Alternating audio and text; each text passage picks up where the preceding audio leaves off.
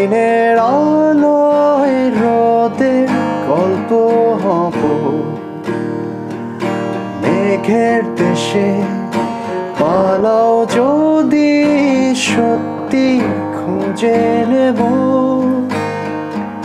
7টি তারার সীমানা, 10 দিকে আমার বাড়ি হোক, এরপরও কেমন করে তুমি যাবে আমায় ছাড়ি। ও, ও, ও, ও,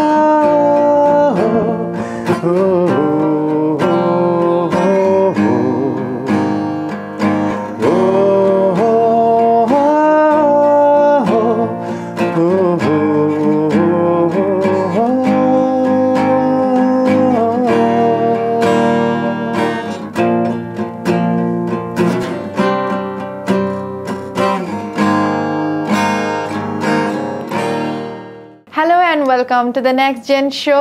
আজকে সঙ্গে আছি আমি ডালিয়া। আমি খুব এক্সাইটেড আজকে, কারণ আজকে আমাদের সঙ্গে এমন একজন অতিথি আছেন, তাকে আর নতুন করে পরিচয় করিয়ে দেওয়ার কিছু নেই। আপনারা ওনাকে দেখেই চিনছেন এবং ওনার গান শুনেছেন। ওনাকে আমরা কোথা থেকে পেয়েছি এবং আজকে উনি আমাদের সঙ্গে যে আছেন, পুরোটাই জার্নি আমরা শুনবো ওনার সঙ্গে। চলেন তাহলে গল্প করি মং দাদা, Bangladesh idol, the one and only Mong দাদা। নমস্কার, নমস্কার সকলকে। দাদা নমস্কার এবং welcome to the show. Thank you so much. অনেক অনেক ধন্যবাদ নেক্সট জেন ফ্যামিলিকে, অসংখ্য ধন্যবাদ আমাকে এখানে আমন্ত্রণ জানানোর জন্য। দাদা, এই যে গানটা ছোটবেলা থেকেই গাইতেন নাকি? হ্যাঁ, ছোটবেলা থেকেই বলতে গানের প্রতি তো ছোটবেলা থেকেই আলাদা একটা মায়া তৈরি হয়েছিল, যা দেখলাম। কারণ ছোটবেলা থেকেই আমার ঘুম ভাঙতো বাবার গান শোনা থেকে।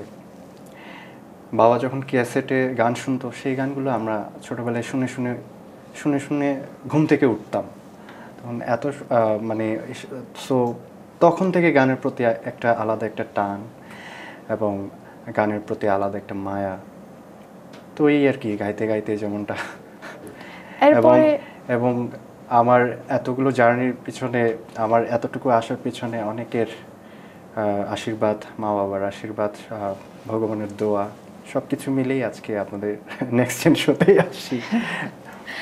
দাদা, আমরা আপনার আজকে গল্প শোনার জন্য খুবই আগ্রহী হয়ে আছি এবং এর আগে থেকেও আমি প্রিপারেশন নিচ্ছিলাম যে কি কি প্রশ্ন করা যেতে পারে এবং অনেক কিছুই আমাদের জানার ইচ্ছে, এবং অফকোর্স দর্শকরা যারা দেখছেন আজকে আমাদের এই শোটা, ওনাদের পক্ষ হয়ে আমি প্রশ্নগুলো করব। ডেফিনেটলি। আমি আপনার যে লাইফ স্টোরি খুবই ইন্সপায়ারিং। এই যে বান্দরবান থেকে জার্নি শুরু আপনার গান নিয়ে, এখন ঢাকায় আপনি, এই জার্নিটা একটু অল্প করে যদি বলেন। আচ্ছা, আমি যদি শর্টলি বলতে যাই, আসলে এত বছরের গল্প তো আর শর্টলি হয় না, তারপরেও আমি একটু শর্টলি বলি। আমার যতটুকু মনে আছে, আমার ফার্স্ট স্টেজ পারফর্ম আমার হাই স্কুলেই হয়েছে। যখন আমি হাই স্কুলে পড়ুয়া ছিলাম, তখন ক্লাস 10-এ ছিলাম। তখন আমার ফ্রেন্ডরা মিলে বৌদ্ধ পূর্ণিমা, যেটা কিনা বৈশাখী পূর্ণিমার একটা কনসার্ট আমরা অ্যারেঞ্জ করি। এটাও আমাদের হাই স্কুলের ফার্স্ট কনসার্ট, যেটাতে আমরা সবাই ক্লাসমেট মিলে সবাই চাঁদা তুলেছি বিভিন্ন জায়গা থেকে। চাঁদা তুলে এই প্রোগ্রামটা আমরা দাঁড় করানোর চেষ্টা করেছি। তো এই প্রোগ্রামে অনেকেই গেস্ট ছিলেন, অনেক সঙ্গীত মনা মানুষও গেস্ট ছিলেন, আরও বিভিন্ন মুরব্বীরা গেস্ট ছিলেন, স্কুলের প্রধান শিক্ষক ছিলেন। তো ওনাদেরকে গেস্ট হিসেবে বানানো হয়েছে। তো যেহেতু প্রথম কনসার্ট, এর আগে কেউ করেনি মঞ্চ অনুষ্ঠান হাই স্কুলে, তো ওই যেহেতু প্রথম অনুষ্ঠান সবাই চলে এসছে, তো ওইখানে আমার গান গাওয়ার সুযোগটা হয়। ওটাই ছিল আমার কোন গানটা গেয়েছিলেন? ওটাই ছিল আমার প্রথম স্টেজ শো। ওখানে আমি গিয়েছিলাম হচ্ছে গিয়ে একটা হিন্দি গান গিয়েছিলাম রকন মুভি থেকে, সোচা হে, এইটা। তারপরে হচ্ছে গিয়ে টপুর মনে হয় একটা গান, তপু ভাইয়ের মনে হয় একটা গান করেছিলাম। আচ্ছা, বাই দ্য ওয়ে এখন গানটা মনে নেই যদিও বা। তারপরে হচ্ছে গিয়ে আস্তে আস্তে করে মানে আমাদের সাংস্কৃতিক মনা একজন মারমা শিল্পী গোষ্ঠীর যিনি এখন ইয়াতে রয়েছেন, দায়িত্বে রয়েছেন, আমি বলবো পথ প্রদর্শক যিনি আর কি, মারমা শিল্পী গোষ্ঠীর যিনি যার নিয়ন্ত্রণে মারমা শিল্পী গোষ্ঠী কাজ করা হয়। তো উনি একদিন ফোন করেছেন, মং তুমি কোথায় আছো, মানে ওই প্রোগ্রামটা করার পরেই ওই প্রোগ্রামটা করার পরেই হচ্ছে গিয়ে আমাকে ফোনে চলে আসে। তো যেটা কিনা আমাদের সাংগ্রাই উৎসবে আমাকে পারফর্ম করার জন্য আমাকে ইনভাইট করা হয়। তো পেয়ে গেলাম, এই তো চান্স চলো।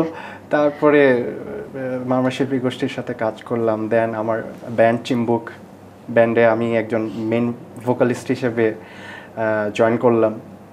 তো প্রায় বেশ অনেকটা বছরই আমি আমার চিম্বুক ব্যান্ডের সাথে জার্নিটা করেছি এবং অনেক মারমা গান আমি কভার করেছি এবং নিজের একটা মৌলিক গানও হয়েছে, বেশ কয়েকটা মৌলিক গানও হয়েছে। তারপরে হচ্ছে গিয়ে আমি শর্টলি বলছি অ্যাকচুয়ালি। এখন দাদা, এই যে বান্দরবানের মানুষ যারা আছে, দাদা আপনার যে বান্দরবানের ফ্যান ফলোয়ার্সরা আছে, আপনার ছোট বয়স থেকেই তো ওনারা আপনাকে চিনে ফেলেছে এবং হ্যাঁ, এই যে উনি হচ্ছে আমাদের শিল্পী। এই কারণে আমি একটু কথা দিয়ে বলি, কারণ যেহেতু এই কারণেই হচ্ছে গিয়ে আমার বাংলাদেশে আইডলের ভোটিংটা আরো একটু সুবিধা হয়েছে। আচ্ছা, যাতে কিনা অবশ্যই সবাই মানে যেহেতু পরিচিত এবং ওই বাংলাদেশি, এখানে আমি আরেকটা পার্ট আমি এক্সট্রা করে বলছি যে বাংলাদেশে আইডল অনুষ্ঠানটা আসলো চিম্বুকের পরে আর কি। তখন আমি ছিলাম হচ্ছে কলেজে ফার্স্ট সেকেন্ড ইয়ার। আমি তখন ইন্টার পরীক্ষা আমার চলে। এটার মধ্যেও একটা টুইস্ট আছে, দ্য বাংলাদেশি আইডল প্রোগ্রামের পরেই আমি ঢাকায় যেহেতু, তো এই গল্পটা আমি একটু ছোট করেই বলি। তো ফার্স্ট অডিশন আমাদের রাঙামাটিতে হয়। আচ্ছা, বান্দরবানে হয় না, মানে ফুল হিল ট্র্যাক্স মিলে 3 হিল ট্র্যাক্স মিলে রাঙামাটিতে করা হয়েছে। তো গেলাম, অ্যান্ড সেদিনই ছিল হচ্ছে গিয়ে আমার এক্সাম। তো আমি ডিসিশন নিচ্ছিলাম বেশ কয়েকটা দিন, আমি কি এক্সামে যাব নাকি বাংলাদেশি আইডলের অডিশনে যাব। তো ডিসিশন নিতে আমি বললাম এক্সাম তো আরো 1 বছর পেয়ে যাব, না থাক আমি এক্সামটা না দিই। এটা কিন্তু আসলে হার্ড একটা ডিসিশন, এক্সাম বাঙ্ক করাটা। এক্স্যাক্টলি। তো আমি এটা কিন্তু রিস্ক নেওয়ার মতো এক পর্যায়ে। তো আমি রিস্ক নিয়ে চলে গেলাম রাঙামাটিতে, অডিশন দিলাম, টিকলাম। কোন গানটা করে আপনি টিকলেন অডিশন? ওখানে তো অনেকগুলো গান করেছি। মন শুধু মন ছুঁয়েছে গিয়েছি, একটা ব্যান্ডের গান, যেমন ব্যান্ডের গান করেছি, উইনিং ব্যান্ডের ওগো সোনার মেয়ে গিয়েছি। তখন ছিল হচ্ছে গিয়ে খালি গলায়। তো জাজেসরা তো আমাকে পিক করলো, আপনারা তো দেখলেনই। সো তারপর থেকে আস্তে আস্তে করে ওই জার্নিটা তো পুরোটাই আপনারা টেলিভিশনে দেখলেন। পুরো বাংলাদেশ দেখলো আর ভোটিং হলো, পুরো বাংলাদেশের মানুষই ভোট দিল দাদাকে। সবার আশীর্বাদে আমি দা বাংলাদেশি আইডল এখন আপনাদের নেক্সট জেন শোতে আছি। এই প্রথম যখন এলেন ঢাকায় ওই কম্পিটিশনে, স্টেজে ওঠার পরে অভিজ্ঞতাটা কি? অনেক নার্ভাস ছিলেন? না, অ্যাকচুয়ালি নার্ভাসটা বলবো না, কারণ হচ্ছে কি ওই যে আমার একটা অভিজ্ঞতা স্টেজে ওঠার, যখন আমি শিল্পী গোষ্ঠীর সাথে মারমা শিল্পী গোষ্ঠীর সাথে কাজ করতাম, স্টেজ শো করতাম এবং আমার চিম্বুক ব্যান্ডের সাথে যে স্টেজ শো করতাম, অনেক শো করা হয়ে গেছে, অনেক শো করেছি আমার ব্যান্ড ওয়াইজ আর কি।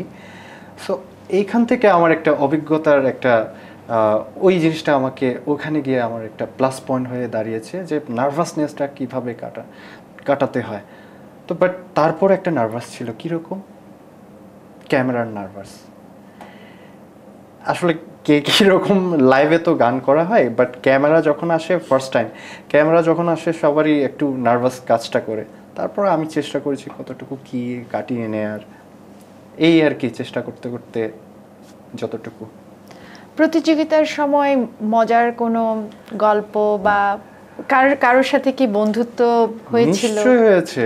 বন্ধুত্ব বলতে আমার সারা দেশের অনেক কন্টেস্টেন্ট ছিল আমাদের, যেমন আপনার ঢাকায় তো আমাদের বিভিন্ন জেলা থেকে, বরিশাল, খুলনা, সিলেট, আপনার রংপুর, বিভিন্ন জায়গা থেকে কন্টেস্টেন্টরা আসলো। তো আমার একটা অভিজ্ঞতা, আমি বাংলাদেশের বিভিন্ন জেলা থেকে যতগুলো কন্টেস্টেন্টরা আসছে তাদের সাথে মেশার একটা অভিজ্ঞতা, তাদের সাথে কথাবার্তার একটা শেয়ারিং, তো অনেক কিছু আমি দেখেছি নিজের চোখে, এবং অনেক কিছু এখন ভাসতেছে চোখে, যে এমন একটা সিচুয়েশন, আমরা একটা সপ্তাহ, মানে তখন ছিল হচ্ছে থিয়েটার রাউন্ড, যেটা কিনা ভিডিও সবগুলো দেখানো হয়নি আর কি, বাছাই পড়বে। থিয়েটার রাউন্ডে আমাদেরকে ঢাকায় এক সপ্তাহ যাবৎ, পুরো টানা এক সপ্তাহ যাবৎ আমাদের বাছাই পড়ব। আমরা পুরো 24 ঘন্টায় ঘুমিয়েছি মনে হয় 40 মিনিট কি 1 অনেক ঘন্টা, টেনশনে। 40 মিনিট কি 1 ঘন্টা, শুধুমাত্র আমরা না, আমাদের জাজেসরাও এবং ফুল টিম যারা আইডলের পেছনে কাজ করেছেন, ক্যামেরাম্যান থেকে শুরু করে, ক্রু মেম্বার থেকে শুরু করে, তারাও মানে কি বলবো, রেস্ট ছাড়া কাজ করতেছে পুরো একটা সপ্তাহ। আমাদের একজনের শরীর গিয়েছি এরকম হয়ে, ফিরে এসেছি এরকম হয়ে, তখন আর কি থিয়েটার রাউন্ডে। আচ্ছা দাদা, এই যে থিয়েটার রাউন্ডের কি অ্যাক্টিভিটিস করানো হয়? কোনো ট্রেনিং এর সেশন থাকে কি সেখানে? ট্রেনিং এর সেশনটা তখন অবধি আসে নাই, যদিও বা আমরা ট্রেনিং এর সেশনটা পেয়েছি টপ 24-এ আসার পরে। টপ 24-এ ঢোকার ওই বাছাই পর্বটা তখনও ভোটিং চালু হয়নি। টপ 24-এ আসার পরে হচ্ছে গিয়ে ভোটিংটা চালু হয়। এর আগে হচ্ছে গিয়ে থিয়েটার রাউন্ড। এই থিয়েটার রাউন্ডে আমাদেরকে বিশেষভাবে, এটাও আমার কাছে একটা এক্সপিরিয়েন্স, যে মানে পুরো একটা সপ্তাহ মানে সবাই নির্ঘুম কাজ করতেছে। সবাই বলতে গেলে ক্রু মেম্বার থেকে শুরু করে ওই যে কি বলবো, লাইটসম্যান, ক্যামেরাম্যান, ক্রু মেম্বার, জাজেস, আর কন্টেস্টেন্টরা তো আছেই। মানে একজন এমনও হয়েছে আমার চোখের সামনে, এই বাদ পড়ে যাওয়ার ভয়ে এবং নার্ভাসনেসে ফিট হয়ে গেছে, অনেকে ফিট হয়ে গেছে, এবং অনেকে মানে মানে কান্না করতেছে, এইরকম অবস্থা। দাদারও কি বাদ পড়ে যাওয়ার ভয় ছিল?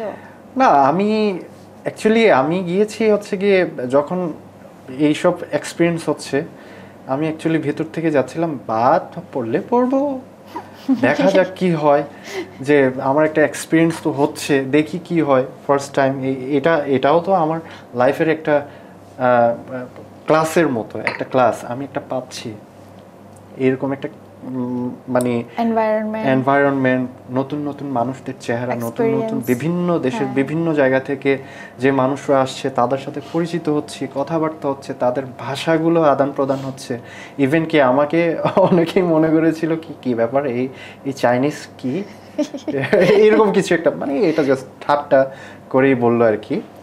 আমি ওটা করেছি, আমি বললাম যে no, I am from hill tracts, আমি tribal one, my community is Marma.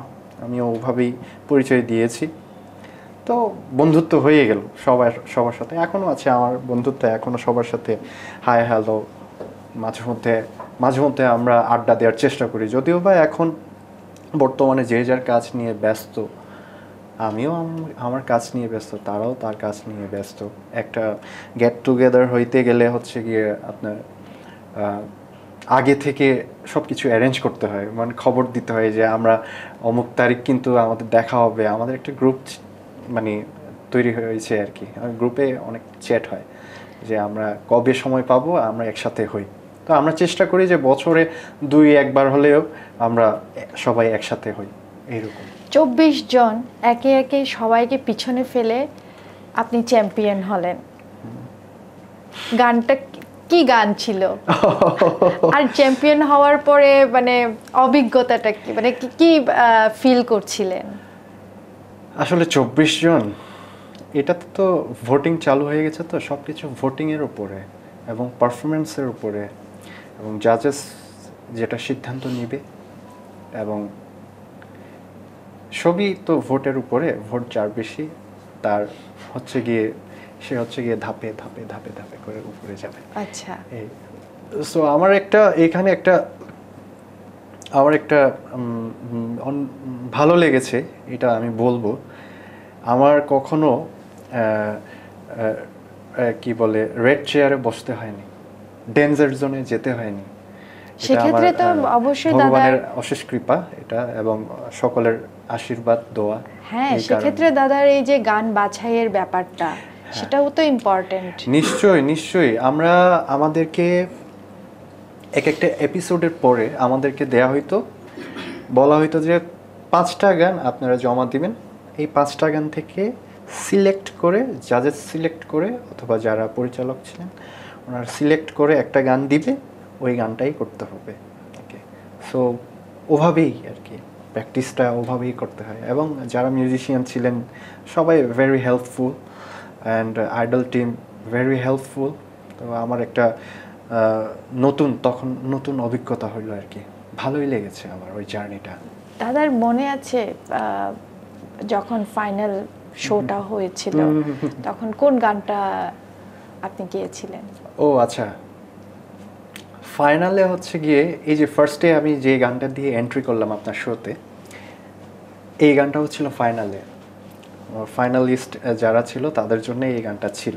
তো আমার পাখি এই গানটা পড়েছে, খুব ভীষণ সুন্দর গান, আমার কাছে খুবই ভালো লেগেছে। এবং বাপ্পা মজুমদার স্যারের সুর এবং মিউজিক করা আমার একটা আলাদা রকম অনুভূতি হয়েছে। এত বড় মাপের একজন শিল্পীর সান্নিধ্যে গানটা করতে পেরেছি।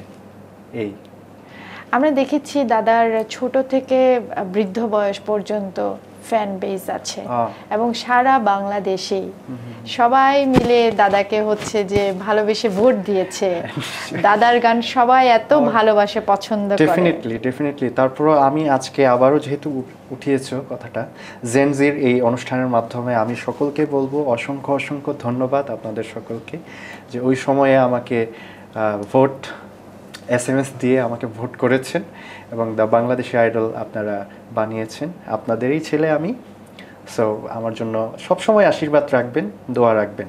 হ্যাঁ, আমরা শুধু দাদার গানই শুনতে চাই। আমরা কি এখন একটু গান শুনবো? নিশ্চয়ই। আচ্ছা, যে গানটি গাচ্ছি এই গানটিও আমি বাংলাদেশি আইডলে গিয়েছিলাম সেকেন্ড রাউন্ডে, ভোটিং চালু হওয়ার সেকেন্ড রাউন্ডে আর কি। সেই গানটি আমি আজকে গাচ্ছি। একদম।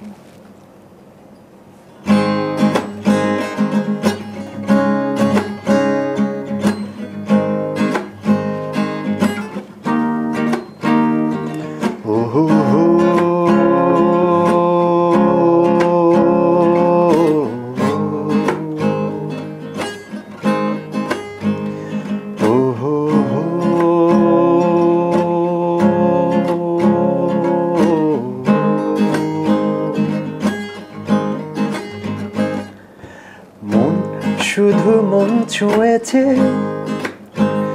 ও সে তো মুখ খুলেনি। ও হো,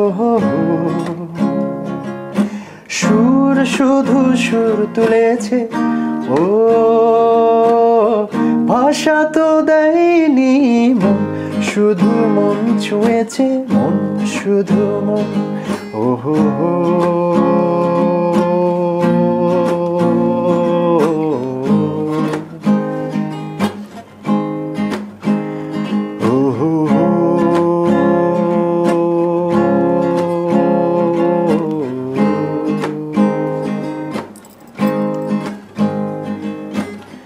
চোখের দৃষ্টি যেন মনের গীতি কবিতা, বুকের ভালোবাসা যেথায় রয়েছে গাথা চোখের দৃষ্টি যেন মনের গীতি কবিতা বুকের ভালোবাসা যেথায় রয়েছে গাথা তুমি কি সেই কবিতা পড়েছ মনে মনে সুর দিয়েছ ও কেউ জানেনি মন শুধু মন ছুঁয়েছে মন শুধু মন ওহো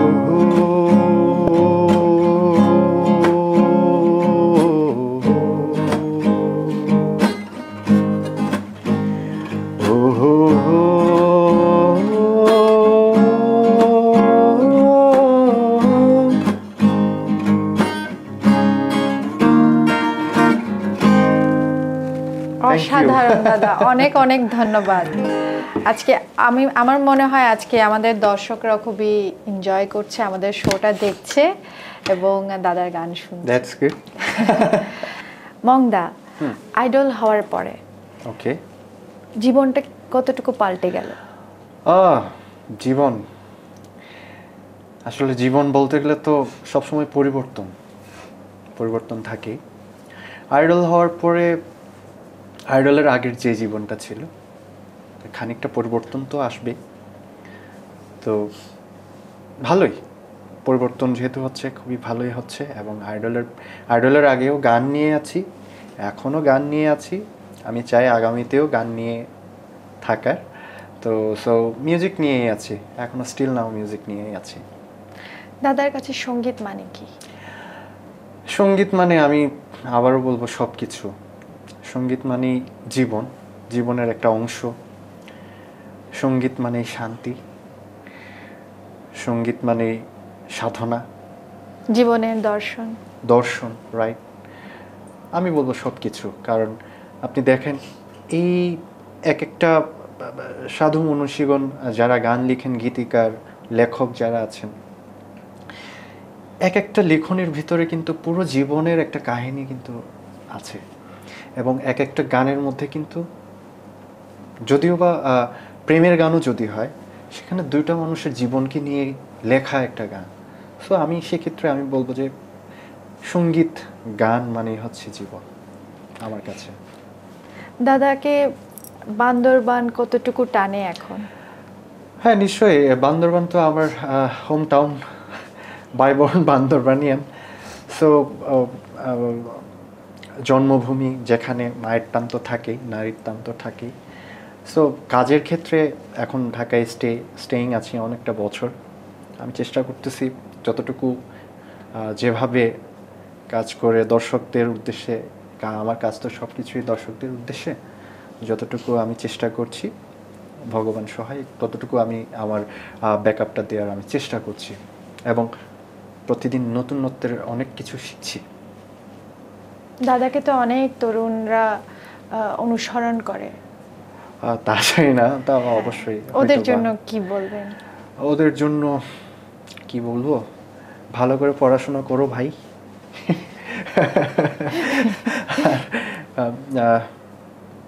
আর মন যা চাই ওটাই করো, কিন্তু ভালোটাই করো।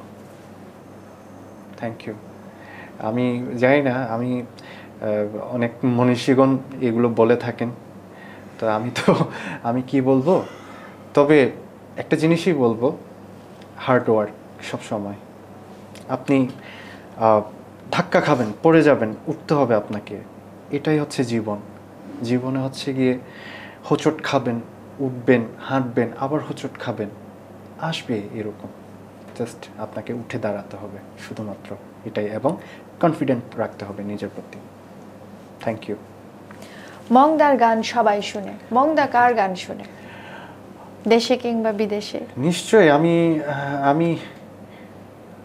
আমি কিন্তু অনেকেরই গান শুনি, মাঝে মধ্যে ফোক গানও শুনি, মাঝে মধ্যে ব্যান্ড গান সবসময় শোনা হয় maximum. Souls, Ark, Miles, LRB, Dolchhut এবং এখন নতুন ওয়ারফেস, আর্টসেল, তাদের গান আমার শোনা হয় এবং নতুনত্বের আপনার আধুনিক যে গানগুলো সে গানগুলো গাওয়া হয় আমার, মংদা শোনা হয় এবং কখনো শুনে শুনেই তো আমার প্র্যাকটিস হয় আর কি, জাস্ট ইটস ওকে। আচ্ছা এটা একটু মনে হয় হ্যাঁ আবার বলি এটা, আচ্ছা আমি বলি, আমি শেষ করে তারপরে তুমি ইয়ে Okay. করো। ব্যান্ডের গান গাওয়া হয়, সো প্রথমে তো শোনা, তারপরেই তো চেষ্টা করে তাদেরকে অনুসরণ করা, অনুকরণ করা এবং ওনাদের কাছ থেকেই ওনাদের গান শুনে শুনেই কিন্তু আমি চেষ্টা করি নিজের গানকে কিভাবে ডিজাইন করা যায়। এই অবসরের প্ল্যান কি মংদা? ও অবসর, আমি এখনো অবসর নিতে চাই না ভাই। মিউজিকেরই মানুষ যেহেতু, আমি চাই হচ্ছে গিয়ে ভগবান সহায়, আমি চাই হচ্ছে গিয়ে সারা জীবন মিউজিকটাকে নিয়ে থাকতে, মিউজিকটাকে নিয়ে অনেক দূর এগিয়ে যেতে আমি চাই, মিউজিকের সাথেই থাকতে, মিউজিকের সাথেই বাঁচতে। মংদার নতুন অ্যালবাম কি আমরা পাচ্ছি সামনে? মৌলিক গান নিজে? নিশ্চয়ই নিশ্চয়ই, সামনে একটা মৌলিক গান আসছে আমার। পুরো অ্যালবাম তো বলতে পারবো না, অ্যালবাম এখন তো আর অ্যালবাম হিসেবে তো আর কেউ গান রিলিজ করে না, কেউ কেউ করে যদিও বা। ইউটিউবে আমি চেষ্টা করছি, আমার সোলো গান বেশ কয়েকটা রয়েছে, খুবই জমা, অনেক অনেক অনেক দিন যাবৎ জমা রয়েছে, সব কিছু কমপ্লিট করা, মিউজিক কমপ্লিট এবং ভিডিওর অপেক্ষায় আর কি। এখন হচ্ছে গিয়ে একটা মিউজিক ভিডিও করতে গেলে একটা বাজেটেরও একটা বিষয় থাকে, ফুল প্ল্যানিং থাকে, আপনার পরিচালক থাকতে হবে, ক্রু মেম্বার্স আছে, ক্যামেরা আছে, লাইটস আছে, অনেক কিছু ব্যাপার স্যাপার। সো এগুলোর কিছু বাজেটের অপেক্ষায় আছি আর কি। এই আর কেউ যদি স্পন্সর করে ফেলে আমি তো আমাদের শো দেখে অবশ্যই আমি আশাবাদী যে দাদা অবশ্যই স্পন্সরশিপ পেয়ে যাবে। Thank you so much. দাদার অনুপ্রেরণা কে? গানের অনুপ্রেরণা? হ্যাঁ, দাদার সৃষ্টিশীল যে কোনো কিছু কাজে অনুপ্রেরণা কে? আমি চেষ্টা করি কি, আমি চেষ্টা করি আমার যে অভিজ্ঞতাগুলো নিত্য নতুন, আমার এই বয়সে, এই যাবৎকালে আমার বিভিন্ন ধরনের মানুষের সাথে আমার দেখা সাক্ষাৎ হয়েছে, বিভিন্ন বড় বড় মানুষের সাথেও আমার দেখা সাক্ষাৎ হয়েছে। আমি যেহেতু সঙ্গীতের মানুষ, আমরা বিভিন্ন স্তরের মানুষের সাথে আমাদের দেখা সাক্ষাৎ হয়। সো আমি ওনাদের কাছ থেকে, ওই পরিবেশের কাছ থেকে আমি চেষ্টা করি যে কী শিখছি আমি এবং কী দিচ্ছি এবং দেওয়ার চেষ্টাও করি। সো আমি বলবো প্রথম অনুপ্রেরণা, আমি বলবো প্রথমত আমার মা বাবা, তাদেরকে ভেরি ভেরি থ্যাঙ্কফুল যে মানে ওনারা ছিলেন বলে কিন্তু আজকে আমি এইখানে।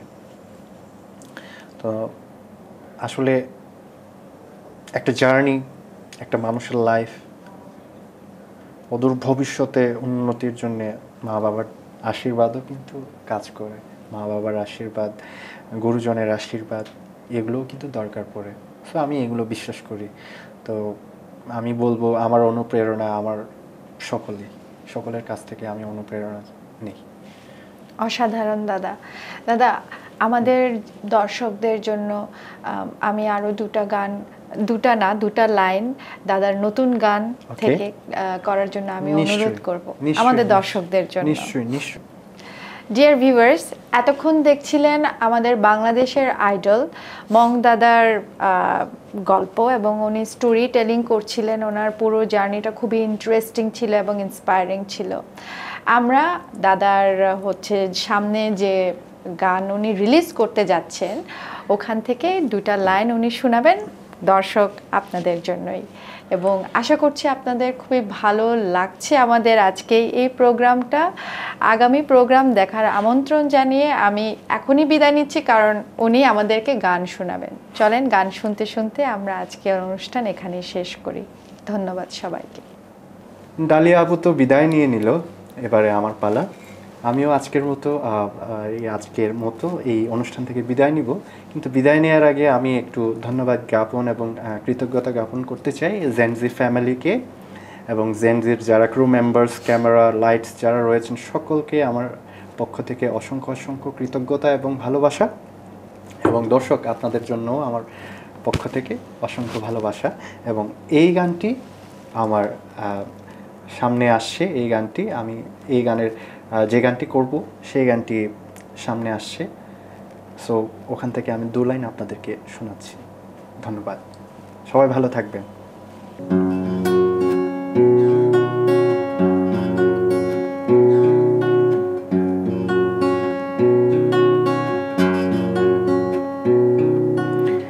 তুই আমার চাঁদ তারার বাড়ি, তোর সাথে দেব আমি আড়ি।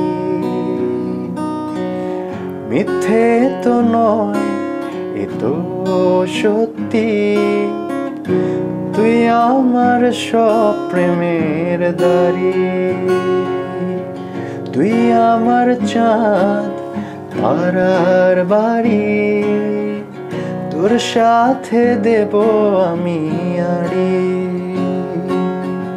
মিথ্যে তো নয় এ তো সত্যি, তুই আমার সব প্রেমের দাড়ি।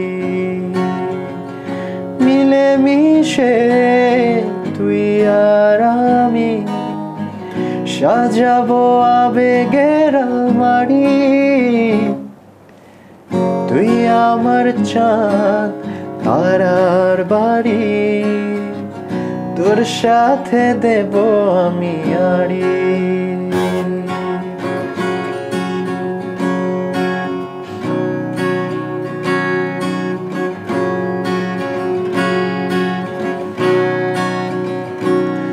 ও তুই আমার সবটুকুই আমার, দারুণ সুখের নিঃশ্বাস হবি।